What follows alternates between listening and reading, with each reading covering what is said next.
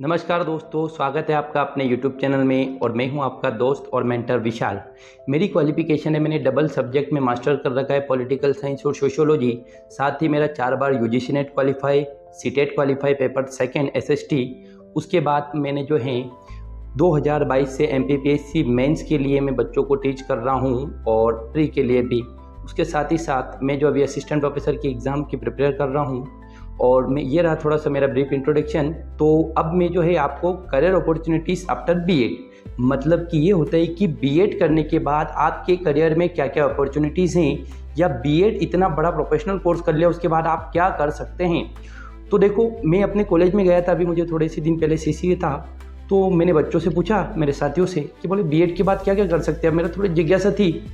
तो 100 बच्चे हैं उसमें, 100 में से 5 को भी ये पता नहीं था कि हम क्या फर्स्ट ग्रेड की तैयारी कर सकते हैं, सेकंड ग्रेड की तैयारी कर सकते हैं, एमपी में अगर आप तो वर्ग 1 वर्ग 2 की तैयारी कर सकते हैं। तो मुझे बड़ा बुरा लगा यार कि यार इतने बच्चे उसके बाद भी उनको नहीं पता कि हम क्या कर सकते हैं। तो मैंने सबसे पहले तो मेरे सारे कॉलेज वालों को बताया कि हम क्या क्या कर सकते हैं, लेकिन वो तो 100 बच्चे ही थे। अब जहाँ तक मुझे पता चला कि अभी आपके सीटेट की एग्ज़ाम 26 लाख लोगों ने दी। 26 लाख में से कोई 2-3 लाख, मतलब 15-17% के लगभग बच्चे पास हुए हैं। मतलब लोग क्वालिफाइंग एग्ज़ाम ही क्वालिफाई नहीं कर पा रहे हैं। उसके बाद अगर करियर अपॉर्चुनिटीज़ की बात आती है तो उनको पता है, स्वाभाविक बात है कि बहुत सारे को नहीं होगा। तो मेरे मन में बहुत ही ज़्यादा जिज्ञासा थी कि मैं लोगों को बताऊं कि आपको क्या क्या करियर अपॉर्चुनिटीज़ हैं। तो सबसे पहले अगर हम बात करेंगे, मैं मध्य प्रदेश से हूँ, तो एमपी के बारे में आपको बताऊं कि एमपी में बीएड करने के बाद क्या क्या अपॉर्चुनिटी आपके पास रहती हैं। तो देखो, अब हमारे एजुकेशन में 2 चीज़ें चलती है। एक तो चलता है डीएड, जो कि 12th के बाद होता है, और एक होता है बीएड, जो कि ग्रेजुएशन के बाद होता है। अब जो डीएड कर रहा है बच्चा, ये भी सुप्रीम कोर्ट का केस आया था, डीएड करने वाला बच्चा वर्ग 2 और वर्ग 3 की एग्जाम दे सकते। वर्ग 3 में कौन होता है, वर्ग 1 से 5वीं तक, और वर्ग 2 में होता है 5वीं से लगाकर 8वीं तक, या कहीं कहीं 10वीं तक। तो अब इन 2 क्लास के टीचर जो हैं आप बन सकते हैं। उसके लिए क्वालिफिकेशन क्या है, तो वर्ग 2 और वर्ग 3 का टीचर बनना है तो आपको चाहिए ग्रेजुएशन विथ 50% मार्क्स, साथ ही साथ आपका बीएड विथ 50% मार्क्स। और अगर आप एमपी में हैं तो एमपी में टेट निकालनी पड़ेगी, टीचर एलिजिबिलिटी टेस्ट। और अगर आप सेंटर में वर्ग 2 या केवीएस एनवीएस के बनना चाहते हैं तो उनके लिए मैं अलग क्वालिफिकेशन में बताऊंगा। अब ये हो गई बात डीएड की। अब बात करेंगे बीएड की।